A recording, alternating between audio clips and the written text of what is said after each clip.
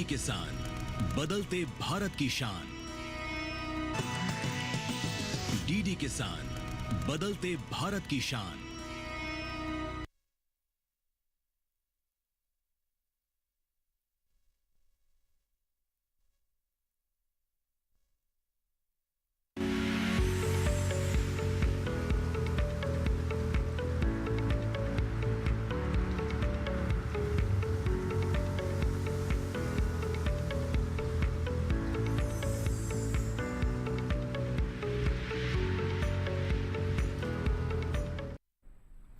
नमस्कार, आप देख रहे हैं दूरदर्शन किसान। स्वागत है आप सभी का हमारे लाइव फोन कार्यक्रम हेलो किसान में। मैं हूं आपके साथ ज्योत्सना। हेलो किसान एक ऐसा कार्यक्रम है जिसमें हम आपके लिए खेती किसानी से संबंधित कुछ ऐसे विषय लेकर आते हैं जिससे कि आपको खेती किसानी में ज़्यादा से ज़्यादा मदद मिल सके।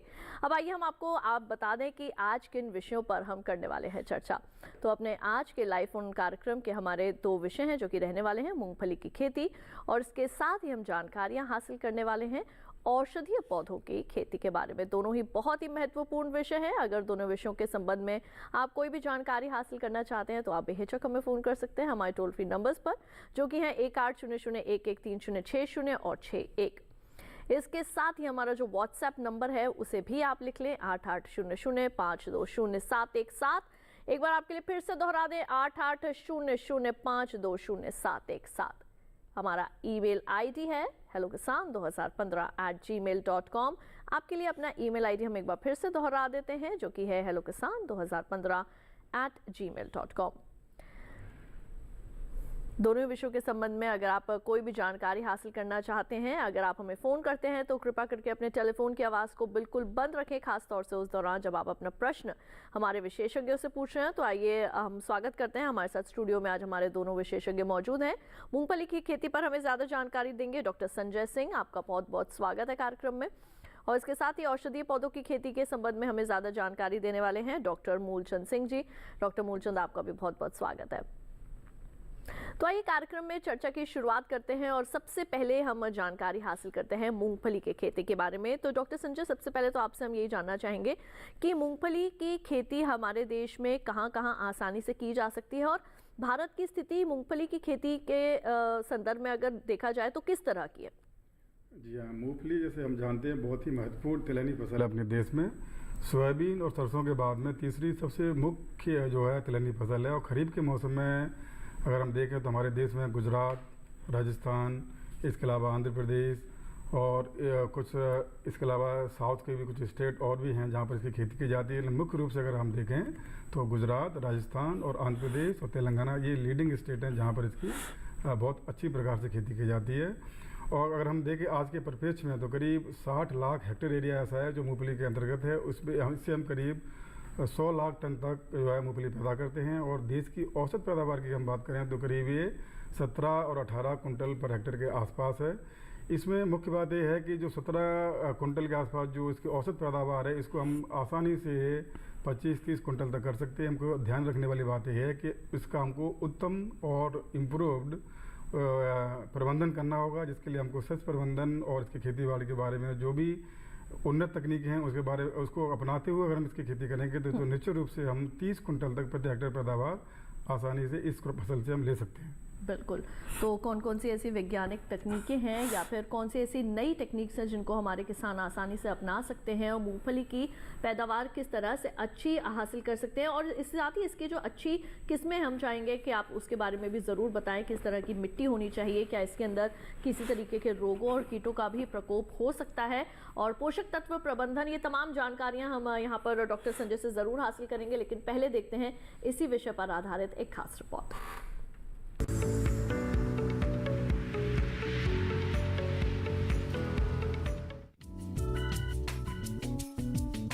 मूंगफली के लिए अर्ध उष्ण जलवायु ज्यादा अच्छी मानी जाती है। सूरज की अधिक रोशनी और उच्च तापमान मूंगफली की बढ़वार और पैदावार के लिए अनुकूल रहती है। फसल की अच्छी पैदावार के लिए 25 से 30 डिग्री सेल्सियस तापमान और औसत वर्षा 500 से 1000 मिलीमीटर अच्छी मानी जाती है। अगर संभव हो तो खरीफ में मूंगफली की बुआई मेड़ों पर करें। विभिन्न किस्मों के लिए निर्धारित मात्रा में ही बीज का इस्तेमाल करें। बुआई से पहले बीजोपचार जरूर करें। उपचार के बाद बीज को छाया में सुखाएं और जल्द ही बुआई के लिए इस्तेमाल करें। किसान मूंगफली की GG3, GG6, GG12, GG11, GG20 और ICGS 11 आदि किस्मों की बुआई कर सकते हैं। मूंगफली की मध्यम और ज्यादा फैलने वाली किस्मों में क्रमशः 80 से 100 और 60 से 80 किलो बीज प्रति हेक्टेयर काफी रहते हैं। वहीं गुच्छेदार किस्मों में बीज की उचित मात्रा 100 से 125 किलो प्रति हेक्टेयर काफी रहती है। नाइट्रोजन यौगिकीकरण क्रिया के शुरू होने से पहले मांग की पूर्ति के लिए 20 से 30 किलो नाइट्रोजन, 40 से 60 किलो फास्फोरस और 30 से 40 किलो पोटाश प्रति हेक्टेयर की दर से इस्तेमाल करें। इसका मूंगफली की उपज और गुणवत्ता पर महत्वपूर्ण असर देखा गया है। मूंगफली की फसल में खरपतवारों का प्रकोप भी देखा जाता है। खरपतवारों का सही नियंत्रण न करने पर फसल की उपज में 30 से 50% तक कमी आ जाती है। मूंगफली फसल की प्रमुख खरपतवार है दूब घास, माधना, संवाक, मकरा, कोन मक्की, मोथा, गुम्मा और हजारदाना आदि। इनके नियंत्रण के लिए कम से कम 2 बार निराई गुड़ाई पहली 20-25 दिनों और दूसरी 40 से 45 दिनों पर की जानी चाहिए।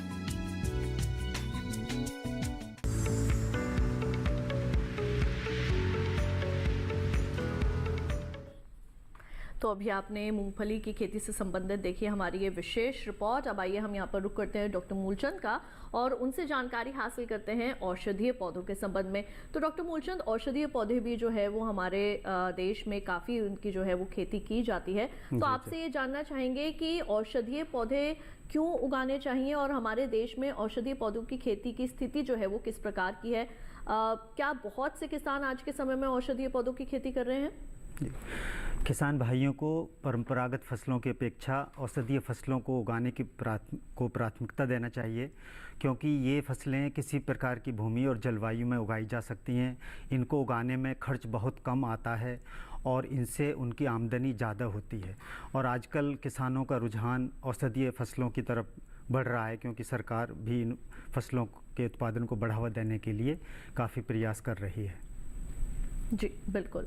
और औषधीय पौधों की खेती किस तरीके से की जा सकती है? कौन कौन से औषधीय पौधे लगाने से हमारे किसानों की जो है वो आर्थिक स्थिति बेहतर बन सकती है और किस तरीके से हम इसके दूसरे उत्पाद भी तैयार कर सकते हैं? जैसे औषधीय पौधों की हम सभी जानते हैं एलोवेरा है, उसका जेल बनाया जा सकता है। बाकी जो औषधीय पौधे होते हैं उनसे दवाइयाँ भी बनाई जाती हैं। तो इनके प्रसंस्करण के संबंध में किस तरह से इन्हें बाहर विदेशों में भी भेजा जा सकता है? क्योंकि भारत से बहुत ज़्यादा मांग जो है वो रहती है विदेशों की औषधीय पौधों के संदर्भ में। तो ये तमाम बातें आपसे डॉक्टर मूलचंद हम जरूर जानेंगे, लेकिन फिलहाल देखते हैं इसी विषय पर आधारित एक खास रिपोर्ट।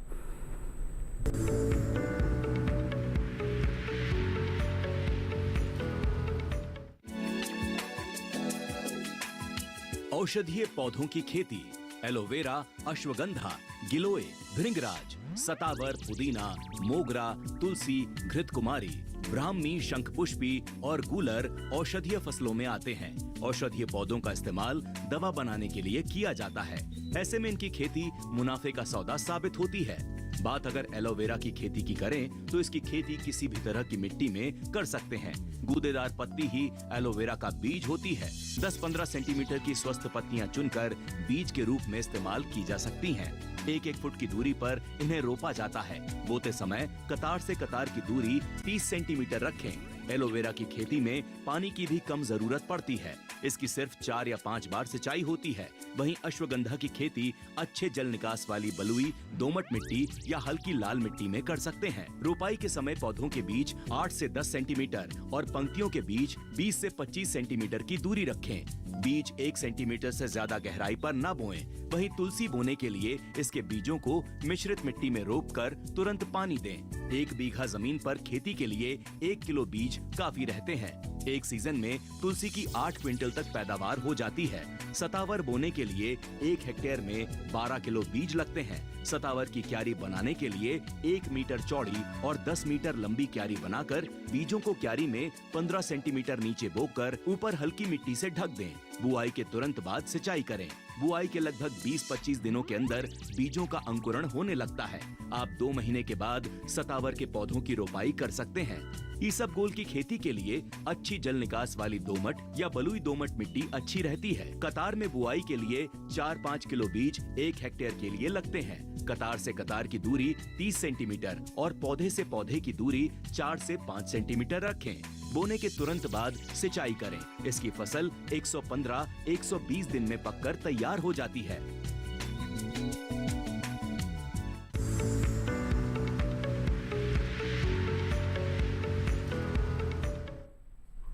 तो अभी आपने औषधीय पौधों के बारे में भी देखी हमारी विशेष रिपोर्ट। आपको एक बार फिर से बता दें, हमारे आज के कार्यक्रम के 2 महत्वपूर्ण जो है वो विषय हैं, जो कि हैं औषधीय पौधों की खेती, और साथ ही हम ये भी जान रहे हैं कि किस तरीके से आप मूंगफली की खेती आसानी से कर सकते हैं। दोनों विषयों के संबंध में कुछ भी जानना चाहते हैं तो आप हमें फ़ोन कर सकते हैं या फिर व्हाट्सएप के जरिए और ईमेल आईडी के जरिए अपने प्रश्न हम तक पहुँचा सकते हैं। डॉक्टर संजय, आपसे मैं यहाँ पर ये जानना चाहूँगी कि मूँगफली की खेती अब हमारे देश में कब से जो है वो इसकी शुरुआत हो सकती है आगे आने वाले समय के लिए, और साथ ही ये भी जानना चाहेंगे कि किस तरह की मिट्टी जो है वो इसके लिए अच्छी रहती है मूंगफली की खेती के लिए। जी हाँ, अगर आप देखें तो मुख्य रूप से जो मूंगफली की जो खेती है वो खरीफ के मौसम में की जाती है। खरीफ के मौसम में यह है जैसे मानसून आता है तो ज़्यादातर 80% से ज़्यादा जो हमारा क्षेत्रफल है मूंगफली में वो खरीफ के मौसम में ही इसको हम उगाते हैं। इसके अलावा बहुत सारे क्षेत्रों में रबी के सीजन में और कुछ ग्रीष्मकालीन समय में भी इसकी खेती करते हैं। तो वैसे तो कुछ क्षेत्र ऐसे हैं जहाँ पर साल भर इसकी खेती की जा सकती है, लेकिन मुख्य रूप से अगर हम देखें तो मूंगफली ये खरीफ के मौसम की फसल है। और जैसे हम बात करें इसकी अधिक पैदावार लेने के लिए, तो अधिक पैदावार जब हम मूंगफली में लेना चाहते हैं तो उसके 2 मुख्य तरीके होते हैं। पहला तरीका होता है कि हम एक जो उन्नत किस्में हैं उनका चयन करें, और ऐसी बहुत सारी किस्मों का विकास हो रहा है जो कि रोगरोधी होती हैं, जिनमें आजकल जो क्लाइमेट को लेकर के या मौसम को लेकर के जो असमय बदलाव आ रहे हैं उसको झेलने की क्षमता होती है। तो ऐसी किस्मों को आप देखें, उनका चयन करें। और इसके साथ साथ में अगर आप देखेंगे तो इन किस्मों के साथ साथ में उन्नत शस्य प्रबंधन, उन्नत जो फसल का प्रबंधन होता है उसको अगर अपनाते हैं तो निश्चित रूप से आप जो है एक निश्चित क्षेत्रफल से अधिक मूंगफली का उत्पादन ले सकते हैं। और जहाँ तक बात है इसके बुवाई की, जैसे मानसून का अभी जो है कई देश के कई हिस्सों में जैसे मानसून आ चुका है, और उत्तर भारत में भी जैसे जुलाई के महीने में हम उम्मीद कर रहे हैं कि जुलाई की फर्स्ट वीक में जो मानसून आ जाएगा, तो जून का दूसरा पखवाड़ा से लेकर के जुलाई के प्रथम पखवाड़े तक मूंगफली के बुवाई के लिए सबसे उपयुक्त समय होता है। इस समय हम जो है उपयुक्त किस्मों को लेकर के उनकी बुवाई करते हैं तो हमको बहुत अच्छा पैदावार मिल सकती है। इसके साथ साथ जैसे हम मृदा के बारे में बात करें, मूंगफली का जो विकास होता है मिट्टी के अंदर में होता है। तो जो हल्की मिट्टियाँ होती हैं, जैसे बलुई दोमट टाइप की जो मिट्टी होती हैं, वो मूंगफली के लिए उत्तम प्रकार की होती है। मिट्टी का जो पीएच मान होता है, इसको हम बोलते हैं रिएक्शन, जो मिट्टी का होता है वो करीब 6.5 से लेकर 7.5 तक अगर है तो इस तरह की जो मृदाएँ होती हैं वो मूंगफली की खेती करने के लिए सबसे उपयुक्त होती हैं। इसके साथ साथ में हम जानते हैं जैसे ये दलहनी वर्ग में भी आती है, क्योंकि इसमें नाइट्रोजन का स्थिरीकरण होता है। तो ये भी आवश्यक हो जाता है, जहाँ भी आप मूंगफली की खेती कर रहे हैं वहाँ पानी का जल भराव नहीं होना चाहिए। तो जैसे बरसात के मौसम में तो हम इसकी खेती करते हैं, लेकिन हम जहाँ भी इसकी खेती करें इस बात को भी सुनिश्चित करें कि उसमें उत्तम प्रकार का जल निकासी की व्यवस्था हो। और अगर जल निकासी की व्यवस्था नहीं हो पाएगी तो निश्चित रूप से सारा कुछ अच्छा प्रबंधन करने के बाद भी हमको जो है अच्छी पौधों की जो है संख्या नहीं मिलेगी, और इसकी बढ़वार भी जो है नकारात्मक रूप से प्रभावित होगी, आगे चल के पैदावार भी कम होगी। तो इन कुछ बातों का ध्यान रखेंगे तो निश्चित रूप से हम अच्छी पैदावार ले सकते हैं। साथ साथ में बुवाई के समय एक और जो सबसे महत्वपूर्ण बात है, हम बुवाई किस प्रकार से कर रहे हैं। अगर आप सीधे खेत में बुवाई कर देते हैं तो कई बार जो अधिक बरसात से बहुत जगह मूंगफली की जो पौध निकलती है उसमें नुकसान हो जाता है। इसलिए मेड़ पर बुवाई या रेज बेड हम जिसको बोलते हैं, आजकल ऐसे हमारे पास बहुत सारी मशीन्स जो है उपलब्ध हैं जिनके माध्यम से हम बोलते हैं ना ब्रॉड बेड एंड फरो, उस तरीके से जो है बना करके और ज़मीन से कुछ उठा करके एक बेड पर अगर 3 पंक्तियों में इसको बुवाई कर सकते हैं। इसके अलावा पेड़ रो में भी इसके हम बुवाई कर सकते हैं। तो और इसके अलावा जो पानी रहता है वो फरों में रहता है, और जो मेड़ के ऊपर में जो हम मूंगफली की बुवाई करते हैं, जिससे क्या होता है कि जल भराव की समस्या वो नहीं होती है। और इसके साथ साथ में मूंगफली का जो है मॉइस्चर, जो शुरू की अवस्था में जो नमी होती है वो भी अच्छे प्रकार से मिलती है। और हमको निश्चित रूप से आगे चल के इस तरह के जो फसल जो मूंगफली की लगाई जाती है उसमें अच्छी पैदावार मिलने की पूरी संभावना रहती है। जी बिल्कुल। और इसके आगे हम आपसे जानेंगे कौन कौन से ऐसी रोग प्रतिरोधक इसकी किस्में हैं, उनके संबंध में भी ज़रूर जानकारी आपसे हासिल करेंगे, और कौन कौन सी ऐसी आधुनिक तकनीकी हैं जिनको अपना सकते हैं हमारे किसान इसकी बुआई के दौरान। साथ ही खेत की तैयारी किस तरीके से, जैसे अभी आपने बताया कि मेड़ों पर जो है वो इसे कर सकते हैं, और इसके अलावा भी कौन कौन सी ऐसी खेत की तैयारी है जो कि पहले से करनी चाहिए, इन तमाम बातों पर हम ज़रूर चर्चा करेंगे आपसे आगे। लेकिन फिलहाल वक्त हो चला है यहाँ पर एक छोटे से ब्रेक का। जल्द लौटेंगे वापस, कहीं मत जाइए, देखते रहिए हमारा लाइव फोन कार्यक्रम हेलो किसान।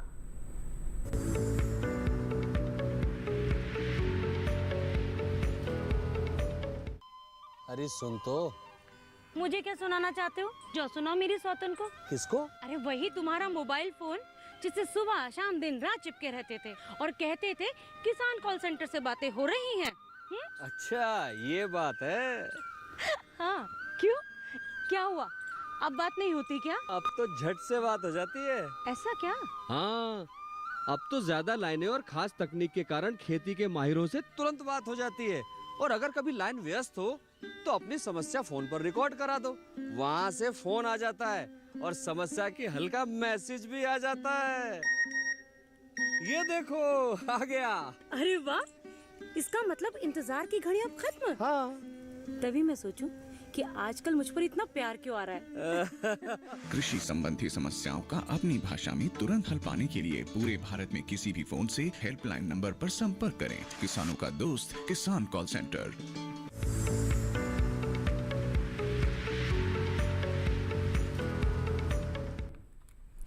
ब्रेक के बाद एक बार फिर आप सभी का स्वागत है हमारे लाइव फोन कार्यक्रम हेलो किसान में, जहां आज हम बात कर रहे हैं औषधीय पौधों की खेती के बारे में, और उसके साथ ही जानकारी हासिल कर रहे हैं मूंगफली की खेती के संबंध में। अगर आप कुछ भी जानना चाहते हैं तो आप हमें फ़ोन कर सकते हैं या व्हाट्सएप के जरिए भी अपने प्रश्न हम तक पहुंचा सकते हैं।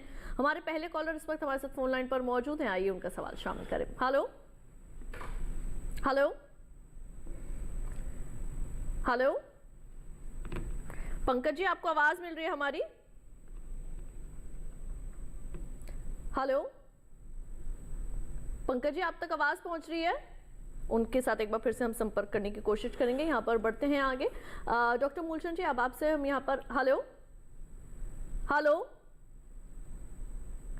हेलो जी नमस्कार। पंकज जी आपका स्वागत है कार्यक्रम में। आपको आवाज मिल रही है हमारी?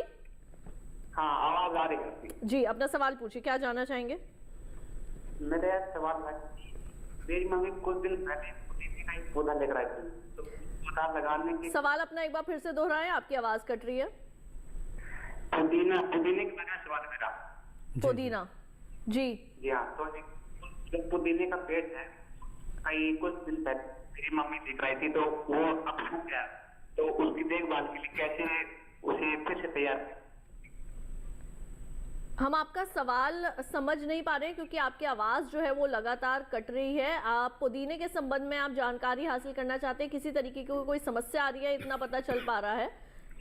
जी। आप क्या पुदीने की खेती के बीज के संबंध में जानकारी लेना चाहते हैं, जितना समझ पा रहे हैं? नहीं, पुदीने का जो बीज है उसको घर पर लगाना है, तो घर पर लगाना।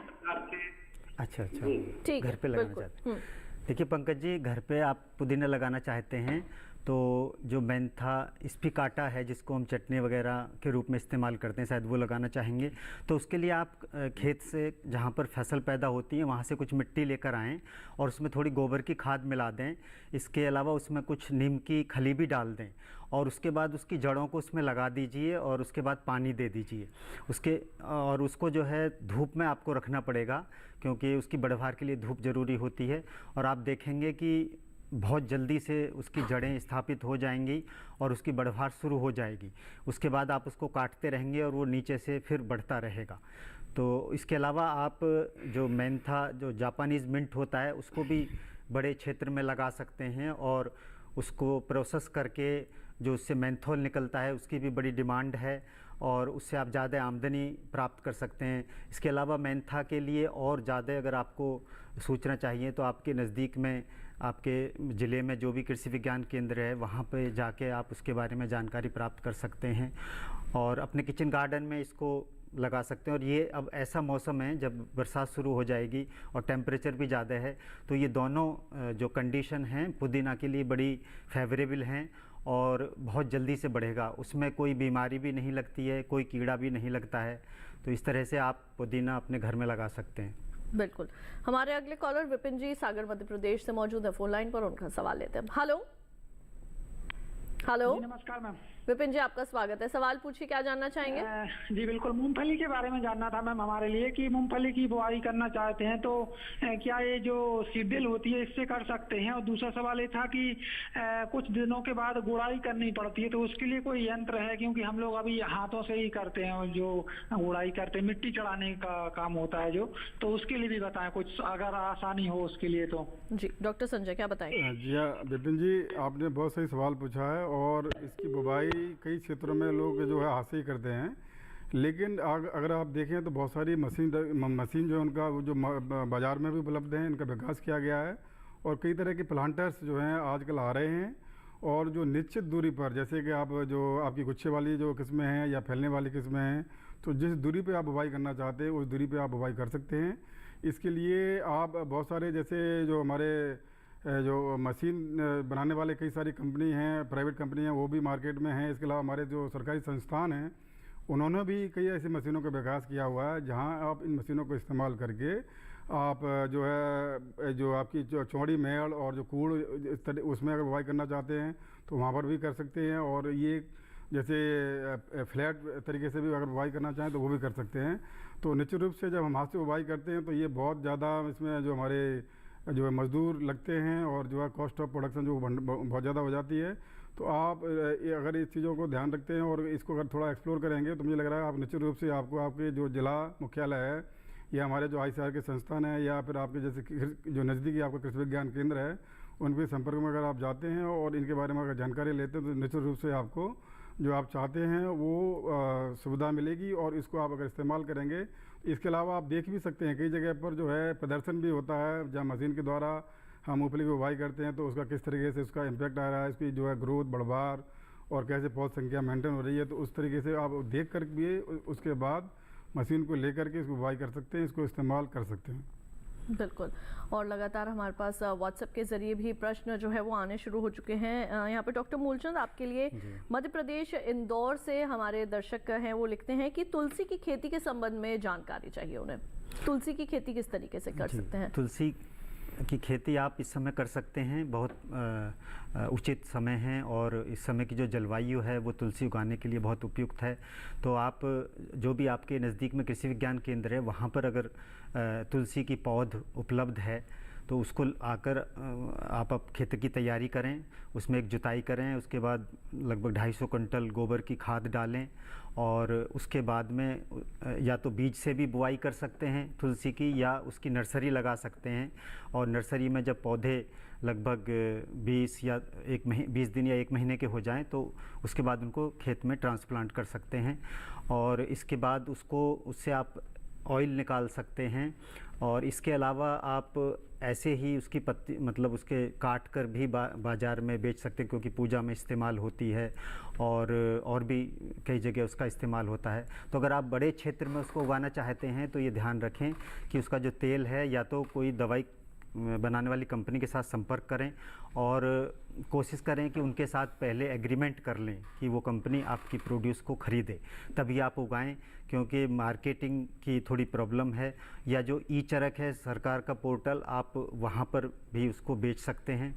तो आप देखिए कि आपकी जो प्रोड्यूस है वो बिकनी चाहिए उगाने के बाद में, इस तरह से आप इसको उगा सकते हैं। जी बिल्कुल। डॉक्टर मूलचंद, ये भी देखा गया है जब कोविड पैंडेमिक हुआ था उसके बाद से या उसी समय से लोगों के अंदर जो है वो औषधीय पौधों को लेकर बहुत ज़्यादा जागरूकता आ गई है। लोगों ने उस टाइम पर गिलोय का सेवन भी बहुत ज़्यादा किया था। तो गिलोय की खेती हमारे देश में कहाँ कहाँ की जा सकती है, किस तरह से की जा सकती है, लोग कैसे, हमारे किसान जो है वो इससे आर्थिक लाभ प्राप्त कर सकते हैं, इसके संबंध में तमाम जानकारी आपसे लेना चाहेंगे। देखिए, गिलोय एक बड़ी महत्वपूर्ण फसल है और ये एक तरह का क्रीपर होता है, बेल होती है। तो इसकी बढ़वार के लिए 25 से 30 डिग्री सेल्सियस जो टेम्परेचर है या इससे थोड़ा ज़्यादा हो वो इसकी बढ़वार के लिए उपयुक्त होता है। तो इसलिए जिन भी स्थानों पर ये तापक्रम है वहाँ पर हमारे किसान भाई इसको उगा सकते हैं। इसको हमारे किसान भाई जिनके खेतों में बड़े पेड़ हैं उनके साथ भी 4-5 पौधे लगा सकते हैं। और ये पेड़ों के ऊपर चढ़ के बहुत तेज़ी से फैलती है और जब इसके पत्तियां झड़ जाती हैं उसके बाद इसकी जो तना है उसको काट कर आप बेच सकते हैं। इसके अलावा किसान भाई जो उनकी फार्म की जो बॉर्डर है वहाँ पर भी अगर उन्होंने फेंसिंग की हुई है तारों से या किसी कोई दीवार है तो वहाँ पर भी इसको लगा सकते हैं। और ये बहुत ही उपयुक्त समय है गिलोय को लगाने का। वैसे इसकी कटिंग लगाई जाती हैं तो कटिंग जो किसान भाई गिलोय उगाना चाहें तो वो मई के महीने में इसकी लगभग 10 सेंटीमीटर लंबी कटिंग लगा देते हैं, जिसको 2/3 ज़मीन में दबा देते हैं और 1/3 ऊपर रहता है। तो लगभग 1 महीने में इसकी कटिंग से स्प्राउट निकलने शुरू हो जाते हैं और जुलाई के फर्स्ट वीक में आप इसको ट्रांसप्लांट कर सकते हैं। लाइन से लाइन की दूरी 60 सेंटीमीटर और पौधे से पौधे की दूरी भी 60 सेंटीमीटर रखी जाती है। इसके अलावा जो किसान भाई अपने खेत में लगाना चाहते हैं तो वो इसके साथ ढैंचा की फसल भी बो सकते हैं, क्योंकि ढैंचा का जो पौधे हैं बड़ी तेज़ी से बढ़ते हैं और उनके ऊपर इसकी बेल चली जाएगी। इसके अलावा बांस भी लगा सकते हैं और उनको किसी रस्सी से कनेक्ट करके इस तरह से उन पर इसकी बेल चढ़ जाएगी। इसके अलावा जो मतलब स्थायी रूप से इसकी खेती करने के इच्छुक हैं तो वो एंगल आयरन लगा सकते हैं और उनको लोहे के तारों से जोड़ सकते हैं। और इसकी खेती करने के लिए आपको थोड़ी गोबर की खाद डालनी चाहिए जहाँ भी आप उसको ट्रांसप्लांट करेंगे, और थोड़ी नीम की खली, लगभग 250 ग्राम नीम की खली प्रत्येक गड्ढे में जहाँ पर इसको लगाना है। और ये बहुत तेज़ी से बढ़ती है और उसके बाद सितंबर अक्टूबर के महीने में ये हार्वेस्ट के लिए तैयार हो जाती है। जी बिल्कुल। और इसी के साथ आपको एक बार फिर से बता दें कि आज हम बात कर रहे हैं औषधीय पौधों की खेती के बारे में, उसके साथ ही जानकारी हासिल कर रहे हैं हम मूंगफली की खेती के संबंध में। अगर आप कोई भी जानकारी लेना चाहते हैं तो आप हमें फ़ोन कर सकते हैं हमारे टोल फ्री नंबर्स पर, या फिर आप हमें व्हाट्सएप कर सकते हैं, और जो कि तुरंत आपके हम सवाल जो है वो इसके अपने कार्यक्रम में शामिल कर लेंगे। अब डॉक्टर संजय, आपसे मैं यहाँ पर ये जानना चाहूँगी, मूँगफली की कौन कौन सी ऐसी रोग प्रतिरोधक, या फिर जैसे आपने बताया कि आजकल का जिस तरीके का मौसम जो चल रहा है, मौसम को देखते हुए भी आपने बताया कि कई तरह की किस्में जो हैं वो अब निजात की गई हैं, तो कौन कौन सी ऐसी किस्में हैं जो कि मौसम के अनुरूप भी हैं और रोग प्रतिरोधक भी हैं, जिनसे अधिक पैदावार ली जा सकती है? मूंगफली के बारे में क्या बताएंगे? जी, आजकल ज़्यादातर फसलों में जो प्रजनन का काम हो रहा है उसमें हम ऐसी किस्मों का विकास कर रहे हैं जिनमें जो इस तरह के तनाव होते हैं, जैविक अजैविक तनाव, उसको रोकने की क्षमता होती है, तो तभी वो अधिक पैदावार दे सकती हैं। तो जैसे हम जो भी आप उन्नत जो हमारी अभी जो किस्में आ रही हैं उनमें हम देखें ज़्यादातर किस्में जो हमारी ऐसी हैं जिनमें किसी न किसी रोग या जो बोलते हैं ना अजैविक तनाव, जिसमें कि पानी की कमी हो जाए या मिट्टी में अगर नमक ज़्यादा है, इसका pH मान ज़्यादा है, या कुछ इस तरीके से तापमान में ऊपर नीचे होता है, तो उसको सहन करने की क्षमता होती है। अगर हम आज के परिप्रेक्ष्य में बात करें तो ऐसी बहुत सारी किस्में का विकास किया गया है, जिसमें कि आप देखेंगे GG सीरीज की बहुत सारी किस्में हैं जो गुजरात से विकसित की गई हैं। इसके अलावा HHG 10 है, HHG 153 है, HHG 69 है। इसके अलावा राजस्थान मूंगफली 1, राजस्थान मूंगफली 2 करके है। इसके साथ साथ में अगर हम देखें तो जिसमें हाई क्वालिटी का ऑलिक जो है फैटी एसिड होते हैं, ऑलिक एसिड होता है, और उनमें रोग को रोकने की क्षमता भी होती है। जैसे गिरनार 4 और गिरनार 5 करके ये भी गुजरात से निकली हुई किस्में हैं। तो इस तरीके से इसके अलावा से कादरी सीरीज की कुछ बहुत सारी किस्में हैं, उनमें भी बहुत सारे जो हैं अपने जो इसमें बीमारी लगती हैं उसको रोकने की क्षमता होती है। अगर हम देखें मुख्य रूप से तिलहनी फसलों में जो मुख्य समस्या है वो जो अपने जैविक तनाव हैं उनकी वजह से इसकी पैदावार कम हो जाती है। इसमें मुख्य रूप से कई सारी बीमारी होती हैं, कुछ कीड़े भी होते हैं, इसके अलावा खरपतवार होते हैं। तो इसके साथ साथ में जब अजैविक तनाव भी आने लगते हैं तो ये सारी चीज़ें ऐसी होती हैं जो कि हम अच्छे प्रबंधन करने के बाद भी हमको पैदावार में वांछित लाभ नहीं मिल पाता है। तो इसलिए सबसे ज़रूरी बात ये हो जाती है कि हम जब भी मूंगफली की खेती के बारे में बात करें तो किस्मों की चयन को बहुत ही ध्यानपूर्वक इस पर निर्णय लें, और इसके लिए ज़रूरी हो जाता है कि आप निरंतर संपर्क में रहें जहाँ से आपको इनके बारे में जानकारी मिल सके। सबसे बढ़िया स्रोत तो आप देखें DD किसानी, इसमें बहुत सारे प्रोग्राम आते हैं, इसके माध्यम से आप ले सकते हैं। इसके अलावा कृषि विज्ञान केंद्र हैं, इसके अलावा हमारे ICAR के कई सारे इंस्टीट्यूट्स हैं जो कि मूंगफली पे ऊपर में जी बिल्कुल। और इसी के साथ जी बिल्कुल हमारे कॉलर हमारे साथ जो है वो फोन लाइन पर जुड़ चुके हैं, किशन जी महाराजगंज उत्तर प्रदेश से। उनका सवाल कार्यक्रम में शामिल करते हैं। हेलो जी मैम। जी, आपका बहुत बहुत स्वागत है किशन जी, हमारे कार्यक्रम में अपना सवाल पूछिए, क्या जानना चाहेंगे? जी मैम, हम गोरखपुर जिले से बात कर रहे हैं। हेलो जी, सवाल पूछिए। तो वहाँ से मैम, यहाँ पे मूंगफली की किस्में कौन सी मतलब सही रहेंगी, और औषधि पौधे में कौन सा हम लोग कर सकते हैं? जी बिल्कुल, डॉक्टर मूलचंद सबसे पहले आपसे जानना चाहेंगे। देखिए, औषधीय फसलों में आप इस समय एलोवेरा लगा सकते हैं वहाँ पर। और एलोवेरा एक ऐसी फसल है जिसमें बहुत ज़्यादा खर्च नहीं होता, सभी प्रकार की भूमि में ये हो जाती है, इस पर कोई बीमारी और कीड़े नहीं लगते हैं। और जहाँ ये लगाई जाती है उन 2 लाइनों के बीच में आप कोई दूसरी फसल भी उगा सकते हैं। तो सबसे ज़्यादा फ़ायदा तो एलोवेरा की फसल से होगा।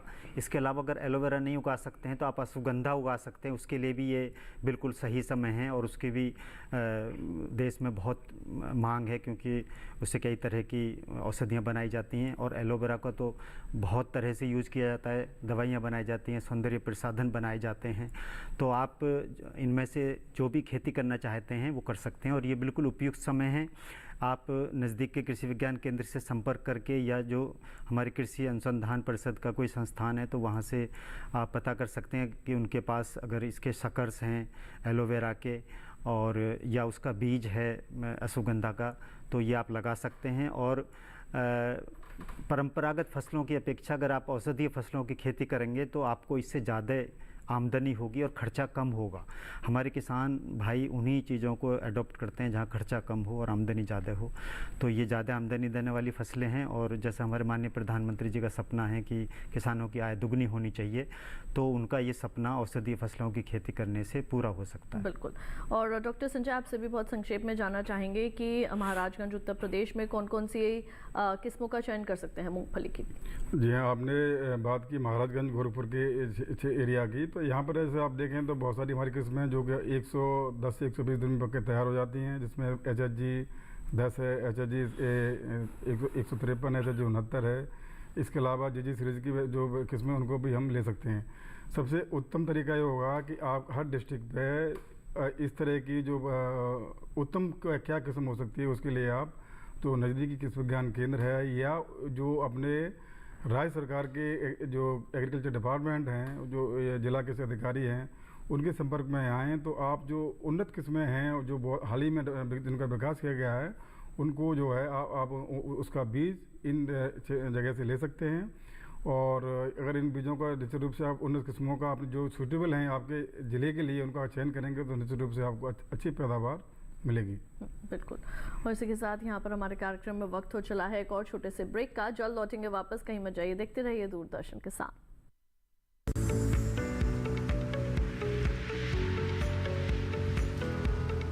डीडी किसान ने कर ली है तैयारी, यहाँ मिलेगी पशुपालन की हर एक जानकारी, घर आंगन से लेकर व्यावसायिक फार्म तक, मुर्गी पालन से लेकर रेगिस्तान के जहाज तक। बीमारियों से पशुपालक बिल्कुल ना हो परेशान, विशेषज्ञ करेंगे आपकी समस्या का समाधान। देखिए अपना पशु चिकित्सक हर रविवार शाम 6:30 बजे दूरदर्शन किसान पर।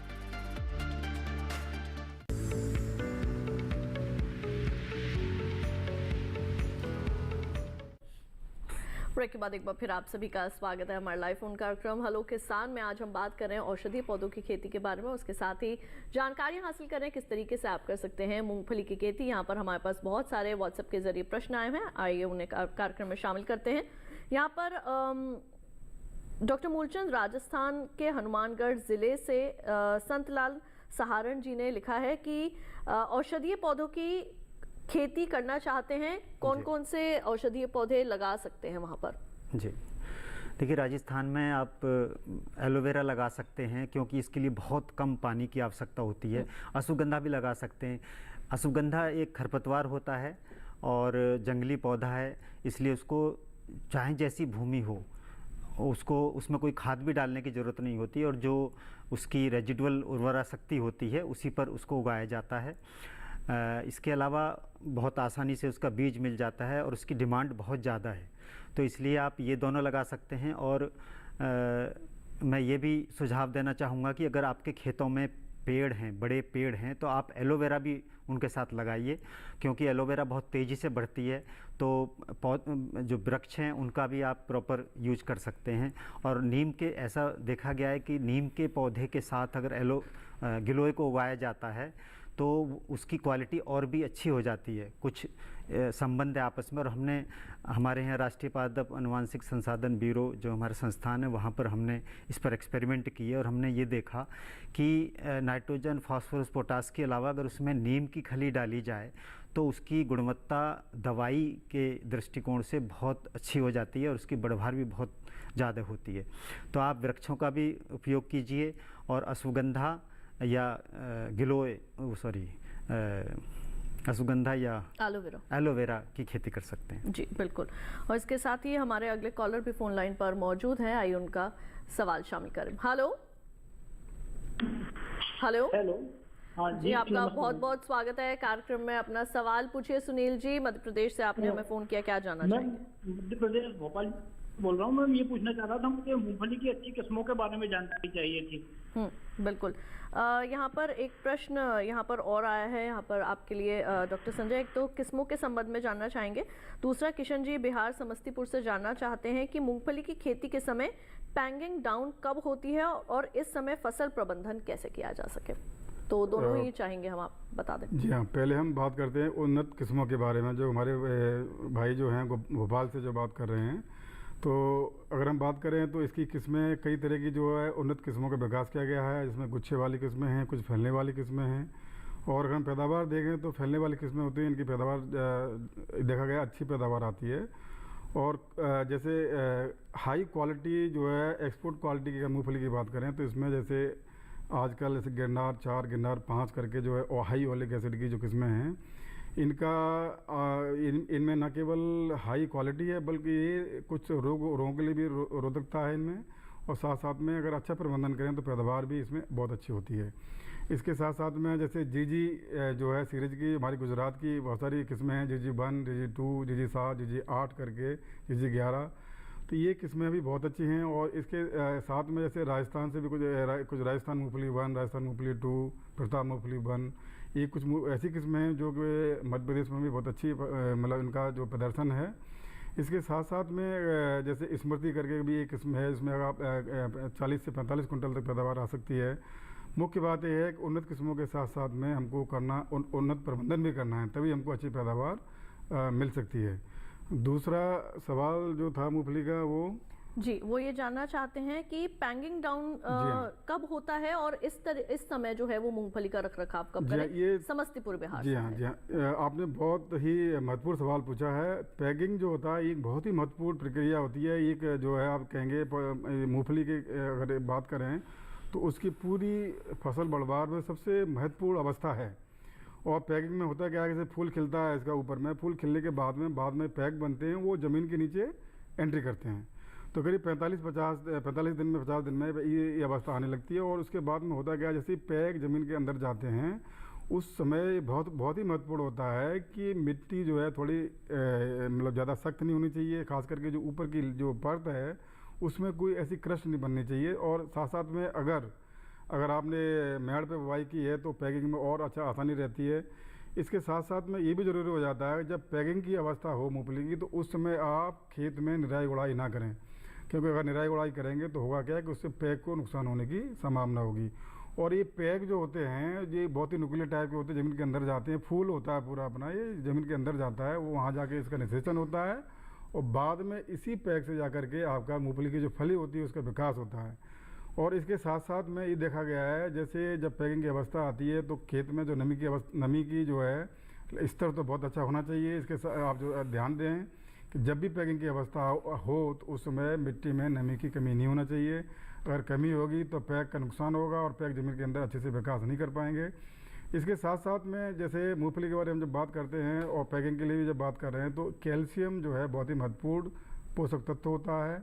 तो हम ये भी जो है सुनिश्चित करें कि जिस खेत में हम मूंगफली की खेती कर रहे हैं वहाँ कैल्शियम जो है किसी प्रकार की कमी नहीं होनी चाहिए। इसके लिए हम 5 कुंटल के आसपास जो है जिप्सम का इस्तेमाल बुवाई के पहले ही इस्तेमाल करते हैं। ये एक बहुत अच्छा स्रोत है कैल्शियम के लिए, जिससे कि बाद में आगे चल के हमारी अच्छी फली का विकास होता है। जब आप जानते हैं कि फली विकास के लिए जो उसके ऊपर का सेल होता है उसमें कैल्शियम की मात्रा काफ़ी अधिक होती है। अगर सेल कमज़ोर होगा तो इसमें आगे चल के दाना भी अच्छे से नहीं भर पाएगा। तो मुख्य रूप से इन बातों का आप ध्यान रखेंगे पैकिंग अवस्था पर तो निश्चित रूप से आप आगे चल के अच्छी मूंगफली की पैदावार ले सकते हैं। बिल्कुल। और यहाँ पर डॉक्टर मूलचंद आपके लिए भी एक प्रश्न आया है। ये आया है हमें सतना महाराष्ट्र से, और ये जानना चाहते हैं कि क्या औषधीय पौधों की खेती के लिए सरकार की तरफ से कोई स्कीम है या फिर किसी तरीके की का कोई सब्सिडी दी जाती है, क्या बताएंगे? जी जी, देखिए, आत्मनिर्भर भारत योजना के तहत सरकार ने लगभग 4000 करोड़ रुपए की योजना तय की है ये औषधीय फसलों की खेती को बढ़ावा देने के लिए। और क्योंकि इनकी देश विदेश में बहुत ज़्यादा मांग है और लगभग 10 लाख हेक्टेयर क्षेत्र में औषधीय फसलों की खेती की जाएगी, जिससे हमारे किसान भाइयों को लगभग 5000 करोड़ रुपए की अतिरिक्त आमदनी होगी।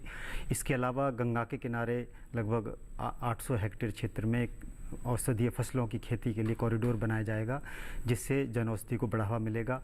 और देखिए, सरकार इसके लिए बहुत प्रोत्साहन दे रही है। एक तो नेशनल मेडिसिनल प्लांट बोर्ड है दिल्ली में, तो किसान भाई वहाँ उनको संपर्क कर सकते हैं, क्योंकि जो औषधीय फसलों की खेती के लिए सरकार 30% का अनुदान देती है। मतलब जो भी किसान भाई औषधीय फसलों की खेती करेंगे उसका जो खर्च आएगा उसका 30% उनको सरकार से पैसा मिल जाएगा।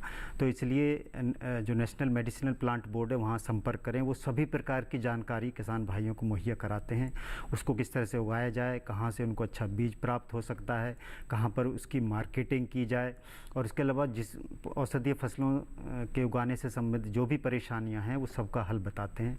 तो किसान भाई औषधीय फसलों की खेती शुरू करें और जो सरकार अनुदान देती है उसका फ़ायदा उठाएं।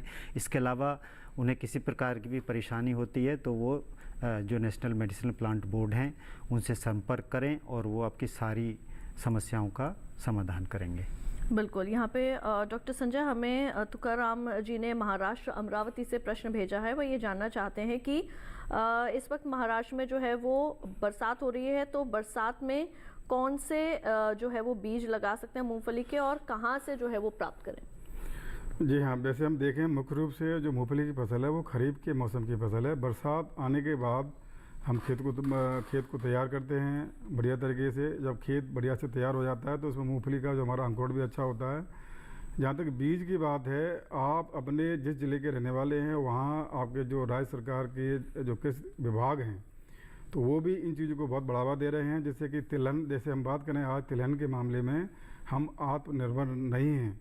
करीब 60% जो अपनी डिमांड है उसको इंपोर्ट से पूरा करते हैं। तो ऐसी बहुत सारी स्कीम चल रही हैं गवर्नमेंट भारत सरकार की और राज्य सरकारों की, जहाँ पर इन चीज़ों को बढ़ावा दिया जा रहा है, जिसमें कि आपको उन्नत किस्मों का बीज कई सारे प्रोग्राम के माध्यम से मिल सकता है। और ख़ास करके जैसे प्रक्षेत्र प्रदर्शन में भी आप इस बीज को ले सकते हैं। तो मुख्य रूप से आप जो कृषि विभाग है वहाँ जा कर के इनके बारे में जानकारी ले सकते हैं। इसके साथ साथ में जो कृषि विश्वविद्यालय हमारे हैं उनके भी बहुत सारे सेंटर्स हैं कई जगह पर, वहाँ पर जाकर भी आप उन्नत किस्मों के बीज के बारे में पता कर सकते हैं। और इसके साथ साथ में जैसे हमने पहले भी बात की, जो कृषि विज्ञान केंद्र हैं उनका एकमात्र ध्येय यही होता है कि हमारे जो भी किसान भाई जिस ज़िले के हैं उनकी जो भी डिमांड है उनके लिए जो उन्नत तकनीकी के माध्यम से जो क्या अच्छा हो सकता है उसके लिए वो काम करते हैं। तो निश्चित रूप से आप अगर इन विभागों की तरफ जाएंगे, वहाँ पर जाके पता करेंगे तो निश्चित रूप से जो आपको चाहिए, जो उन्नत किस्में चाहिए, उनका न केवल बीज मिलेगा बल्कि इसके साथ साथ में आपको और भी जानकारियाँ जो हैं, जिसमें कि एक बार बीज मिलना ही उपयुक्त नहीं होता है। जैसे अभी आप बता रहे हैं बरसात हो रही है, तो बरसात के टाइम जैसे बरसात ख़त्म हो जाती है उसके बाद जैसे बोलते हैं खेत में ओट आती है, जैसे नमी का लेवल इस तरह का पहुंच जाता है जहां पर खेती में जैसे जुताई करना आसान हो जाता है, तो उसमें आप इसकी बुवाई कर सकते हैं। और इस समय जैसे आप बता रहे हैं कि बरसात का मौसम आ चुका है, तो ये बरसात का पानी बहुत बढ़िया होता है और ये अंकुरण में आगे चल के बहुत फ़ायदा करेगा। बिल्कुल। हमारे अगले कॉलर जो हैं वो प्रशांत कुमार जी मौजूद है फ़ोन लाइन पर अजमेर राजस्थान से, उनका सवाल लेते हैं। हेलो प्रशांत जी, नमस्कार, आपका स्वागत है कार्यक्रम में। सवाल पूछिए, क्या जानना चाहेंगे? जी मैम, आंवला भी एक औषधीय पौधा है। हेलो जी जी जी। तो हमने खड्डे खुदवा दिए हैं, ठीक है, और अब ये है सेकंड बारिश में उसको उनको पौधों को बोएंगे। अब मैं ये जानना चाह रहा हूँ कि मैम मिट्टी और जो अपने बकरी या भेड़ का जो खाद होता है उसके अलावा इसको डिकम्पोज करने के लिए अपने क्या डालना चाहिए ऑर्गेनिक? ठीक है, ऑर्गेनिक तरीके से आप आंवला की ऑर्गेनिक खेती करना चाहते हैं, आपने गड्ढे खुदवा दिए हैं और अब आप इसकी पौध लगाना चाहते हैं और उसके संबंध में आप जानकारी लेना चाहते हैं। डॉक्टर मूलचंद क्या बताएं? मैम स्पेशली हेलो जी जी जी मैम, मतलब जो मिट्टी और खाद के अलावा उसको डिकम्पोज करने के लिए जो ये कीड़े वीड़े मर जाए उसके लिए साथ में क्या डालें? ठीक है, बिल्कुल जी। देखिए प्रशांत जी, अगर आप ऑर्गेनिक तरीके से आंवला खेती करना चाहते हैं तो जैसे आपने बताया कि गोबर की खाद या वर्मी कंपोस्ट या कंपोस्ट खाद डालें और इसके अलावा उसमें नीम की खली डालें। नीम की खली डालने से उसमें किसी भी प्रकार के कीड़े और बीमारियां नहीं आएंगी और इसके अलावा उनको पोषक तत्व भी मिलेंगे। तो आप उसमें नीम की खली भी डालिए गड्ढे में, और जो खाली जगह है वहाँ पर आप दूसरी क्रॉप कोई लगा सकते हैं, जैसे रबी में अभी जैसे भिंडी वगैरह लगा सकते हैं, या बाद में रबी सीजन में मेथी, पालक, धनिया ये सब लगा सकते हैं। तो उससे खरपतवार भी कम आएंगे। तो आप उसमें नीम की खली डालिए और उससे कोई भी जो रोग है या कीट उसमें नहीं लगेंगे। बिल्कुल। और इसी के साथ डॉक्टर मूलचंद, यहाँ पर आपसे मैं ये भी जानना चाहूँगी, क्योंकि अभी थोड़ी देर पहले हम एलोवेरा के संबंध में भी जो है वो आपसे जानकारियाँ हासिल कर रहे थे। तो एलोवेरा की खेती मैदानी हिस्सों में तो की जा सकती है, लेकिन क्या पहाड़ी क्षेत्रों में और जो हमारे दक्षिण भारत के किसान हैं, क्या वहाँ पर भी एलोवेरा की खेती जो है वो की जा सकती है? अगर हाँ तो किस तरीके से वहाँ पर जो है वो हमारे किसान तैयारी कर सकते हैं और कैसे उसकी खेती कर सकते हैं? क्या वहाँ के लिए भी कोई किस्में जो हैं वो चिन्हित की गई हैं?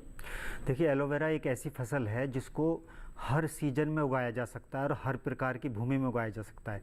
तो चाहे मैदानी इलाका हो या पहाड़ हो या हमारा जो दक्षिण भारत है, हर जगह इसको उगाया जा सकता है।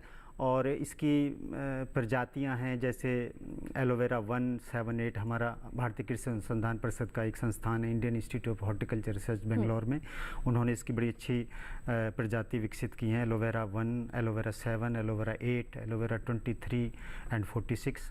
और सिमैप जो लखनऊ में हैं, उन्होंने भी AL1 एक बहुत अच्छी वैरायटी इसकी विकसित की है। तो किसान भाई इनको लगा सकते हैं और कोई ज़्यादा तैयारी करने की ज़रूरत नहीं होती। एक जुताई करनी चाहिए और लगभग 250 कुंटल गोबर की खाद उसमें मिलानी चाहिए, और इसके बाद 50 सेंटीमीटर लाइन से लाइन की दूरी और 30 सेंटीमीटर पौधे से पौधे की दूरी पर इसको प्लांट कर देना चाहिए। और उसमें थोड़ी गोबर की खाद और थोड़ी नीम की खली डालनी चाहिए। उससे एक तो जो जल धारण क्षमता है वो अच्छी होती है, सारे पोषक तत्व मिल जाते हैं और उसमें ज़्यादा सिंचाई की आवश्यकता नहीं होती। जब इसकी जड़ें लगाई जाती हैं उसी समय थोड़ा पानी डाल देना चाहिए। उसके बाद में बरसात अगर हो जाती है तो कोई सिंचाई करने की भी आवश्यकता नहीं है। और 2 लाइनों के बीच में कोई सब्जियों की फसल उगानी चाहिए जिससे खरपतवार नहीं होंगे। तो एलोवेरा की खेती मैदानों में, पहाड़ों में और पूरे देश में की जा सकती है। और ये एक ऐसी फसल है जिससे किसानों को सबसे ज़्यादा आमदनी होती है, क्योंकि इसका जो उपयोग है वो दवाइयों, सौंदर्य प्रसाधनों और बहुत तरीके से होता है और इसका एक्सपोर्ट भी किया जाता है। बिल्कुल। कार्यक्रम में वक्त हो चला है एक और छोटे से ब्रेक का। जल्द लौटेंगे वापस, कहीं मत जाइए, देखते रहिए दूरदर्शन के साथ।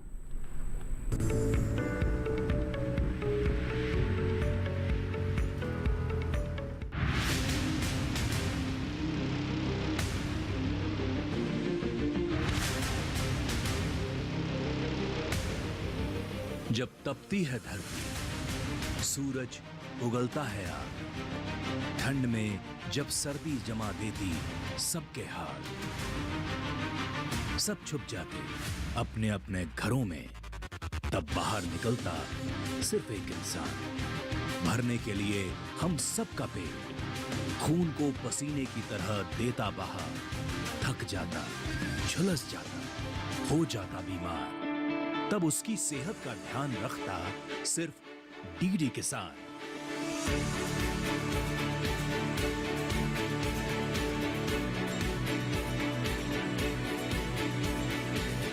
देखिए स्वस्थ किसान शनिवार शाम 6 बजे लाइव, सिर्फ दूरदर्शन किसान चैनल पर।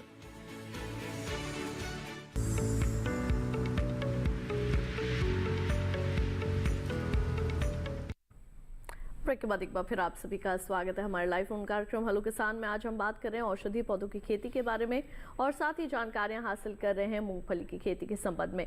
हमारे अगले कॉलर मेवा सिंह जी हनुमानगढ़ राजस्थान से फोन लाइन पर मौजूद है, उनका सवाल लेते हैं। हेलो हेलो मेवा सिंह जी, आपका बहुत बहुत स्वागत है कार्यक्रम में। सवाल पूछिए, क्या जानना चाहेंगे? हाँ जी नमस्कार। जी नमस्कार। मैं जी ये पूछ रहा था कि ये जो औषधीय पौधा होता है एक काली मिर्च का, तो ये हमारे यहाँ हो सकता है क्या? जी बिल्कुल, काली मिर्च के संबंध में जानना चाहेंगे डॉक्टर मूलचंद, क्या ये हो? अलवर में तो होता है जी, राजस्थान के अलवर में होता है। ठीक है जी जी जी बिल्कुल। काली मिर्च का पौधा आप लगा सकते हैं और इसको गर्म और तर जलवायु की आवश्यकता होती है, तो ये आपके यहाँ पर भी हो जाएगा। लेकिन इस पर जो फल और फूल आएंगे वो इतना अच्छी तरह से नहीं आएंगे, क्योंकि ये जो क्रॉप है वो केरला में उगाई जाती है, केरल जो प्रदेश है हमारा।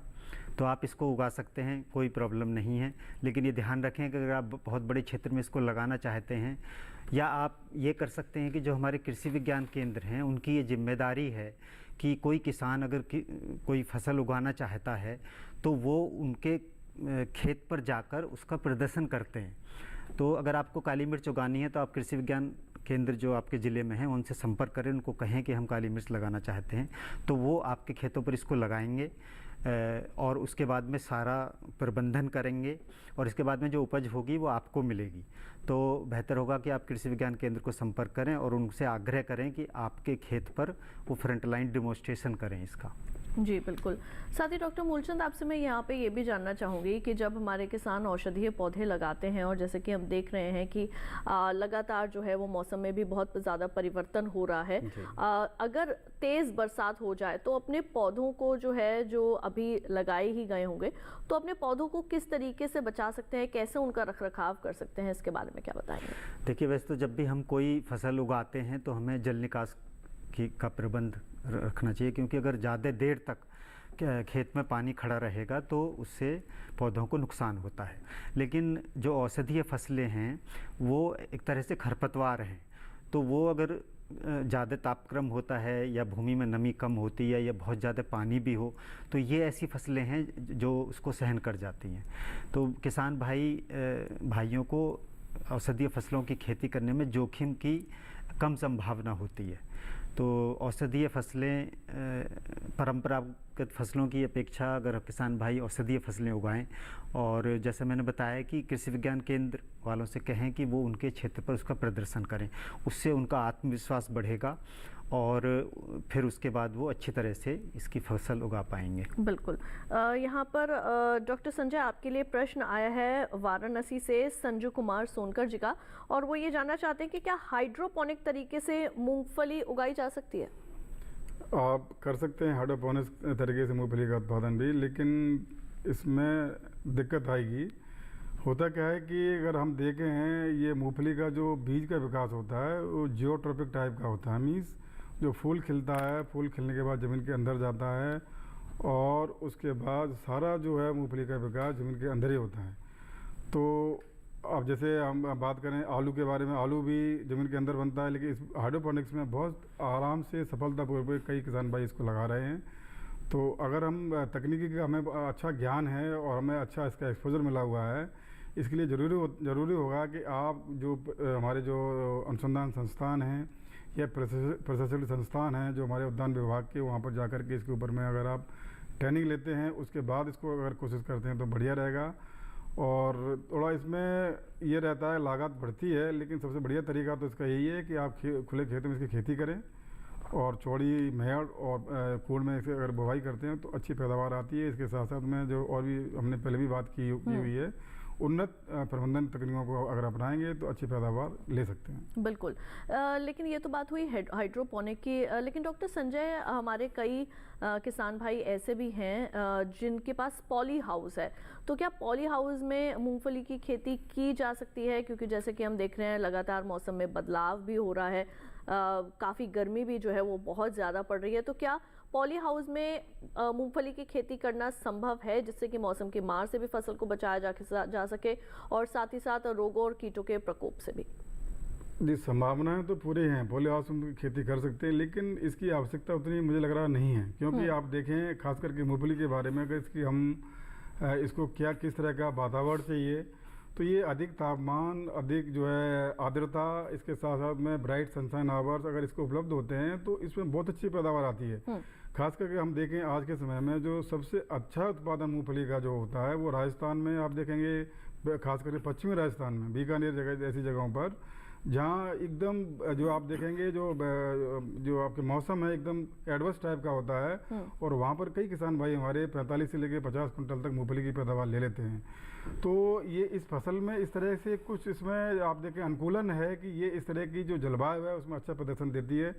इसके साथ साथ में जैसे हम ग्रीन हाउस की बात कर रहे हैं तो वहाँ अक्सर हम ऐसी फसलों को लगाते हैं जो हाई वैल्यू की क्रॉप होती हैं, बेमौसम की होती हैं जी। और जिनमें कम क्षेत्र पर हमको अधिक, जैसे खास करके सब्जी की फसलें हो गई तो उनको हम लगाते हैं बेमौसम में, तो हमको अच्छा इसका मुनाफा होता है। हर फसल को हर तरीके से हम पॉली हाउस में ना लगाएं, इसका हम पूरा जानकारी लें, उसके बाद ही इसको लगाएं। बिल्कुल। और इसी के साथ डॉक्टर संजय और डॉक्टर मूलचंद, आप दोनों का बहुत बहुत शुक्रिया, आप हमारे कार्यक्रम में आए और इतनी अहम जानकारियाँ विषय से संबंधित दी, उसके लिए आप दोनों का बहुत बहुत धन्यवाद। और इसी के साथ किसान भाइयों बहनों, आज आपने जाना किस तरीके से आप मूंगफली और औषधीय पौधों की खेती कर सकते हैं और हम उम्मीद करेंगे जानकारी आप सभी के ज़रूर काम आएंगी। अब आइए आपको बता दें कि अगली बार हम किन विषयों पर चर्चा करने वाले हैं। तो अगली बार अपने लाइव फोन कार्यक्रम हेलो किसान में हम चर्चा करेंगे बेलदार सब्जियों की खेती के बारे में और इसके साथ ही बात होगी खरीफ प्याज उत्पादन की तकनीक की। विषय से संबंधित अगर कोई भी प्रश्न आप हमें पहले से भेजना चाहते हैं तो हमारा ईमेल आईडी नोट करें। हमारा ईमेल आईडी है hellokisan2015@gmail.com। प्रश्न रिकॉर्ड करवाना चाहते हैं तो दूरदर्शन किसान का कॉल सेंटर नंबर 1800111306 सोमवार से शनिवार सुबह 6 बजे से रात 10 बजे तक ये नंबर आपके लिए उपलब्ध रहता है। यहाँ भी आप अपने प्रश्न रिकॉर्ड करवा सकते हैं। अगर आप हमारे आज के कार्यक्रम को एक बार फिर से देखकर पूरी जानकारियाँ जो है वो हासिल करना चाहते हैं तो फिर आप इस QR कोड को स्कैन कीजिए, इससे सीधे आप हमारे YouTube चैनल पर चले जाएंगे। वहाँ जाकर आप एक बार फिर से देख सकते हैं हमारा कार्यक्रम हेलो किसान। तो आज के लिए केवल इतना ही, मुझे दीजिए इजाजत। आप देखते रहिए दूरदर्शन किसान। नमस्कार।